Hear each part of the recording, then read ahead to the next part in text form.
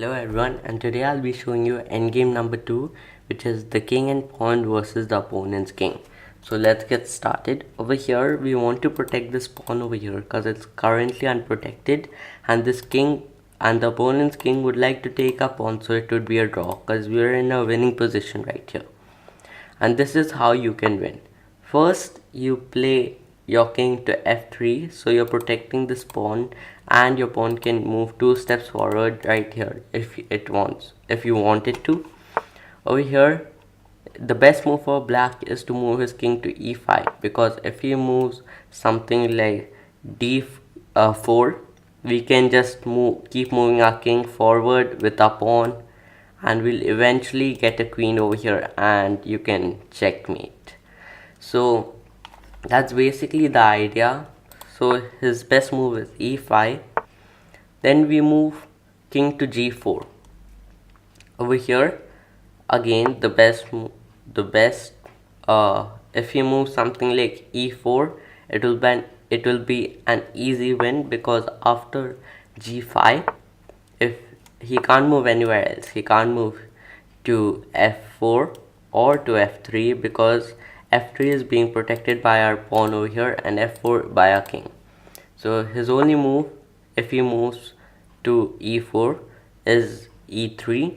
After that we can just bring our pawn forward to g4, and his only move, king to f3. Here what black wants us to do is move our king and do not care about this pawn, so it will be a draw. But we have to, if we move king to h5, he can't do anything about it, and he has to keep staying behind the pawn or beside it. So after f4 we bring our pawn, because if we move our king first, he can just snap our pawn away and it will be a draw. So we move our pawn and he keeps following our pawn, and we keep moving it. Over here we shouldn't move the pawn, because if we do, the king can take it. So we do not move the pawn and we move our king to f6. Here the opponent's king can't do anything. He can't move to f7, he can't move to g7, he can't move to g5. He can only move to 4 places over here. So his best move over here would be f5, but it's just a win for white here, because after g7, if king moves to f6, we get a queen and we can checkmate him easily. So that is what we want. So the best move after king to g4 would be for him to move king to f6. Over here we have a nice little situation. So if your opponent is on one side of the board, for example the opponent is here, if he moves to one side of the board, you move to the other. So that's the trick we are going to use, and we move to h5 over there, because we can still move our pawn forward and protect it, and if he brings it back, it's a check and we can just get a queen easily. So the best move for black would be g5. If he moves anything else, it would be an easy queen and we would win. These moves are the only way he can try and get a draw if the opponent doesn't know about this checkmate. So again, we just make a line with his king and our king, and here we use the trick again. Whichever side he goes, we go the opposite. He went to the f file, so we go to the h file.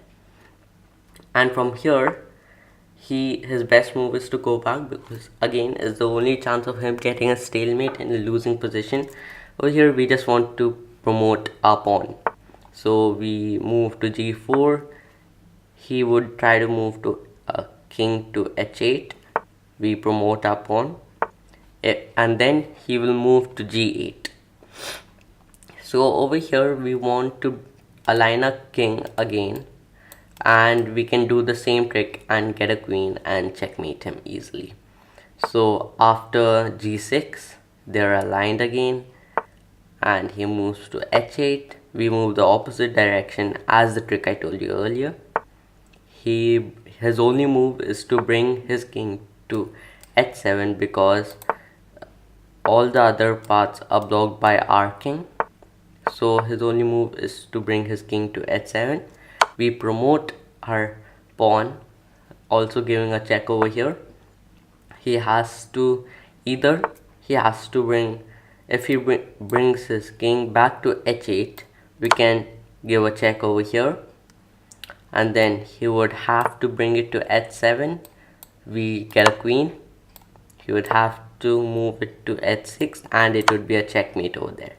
So his best move would be from g6 to move to from h7 to move to h6, and after that we move to g7. His best move is to continue. As you saw, you can easily checkmate him if he moves it back to h7 or h8. So we get a queen and we follow, and when the king goes back we follow it with our king, because eventually he will have to come in a position where we checkmate him. This is the standard queen and king versus the king checkmate. So we just follow the king over here, h2, we move our king to f4, h1, and this is pretty much checkmate, because after f3 his only position he could move would be h2, and after h2 we just bring our queen to g2, and I don't know why I did that. It's g2, sorry. We move it to g2 and it's a checkmate because he can't move anywhere because of our queen, and he cannot move to g3, g1, anywhere. Our queen just covers it all and he can't snap a queen because we have our king support. So I hope you guys like this video and learned something from it, and if you did, leave a like and subscribe, and I'll see you all later.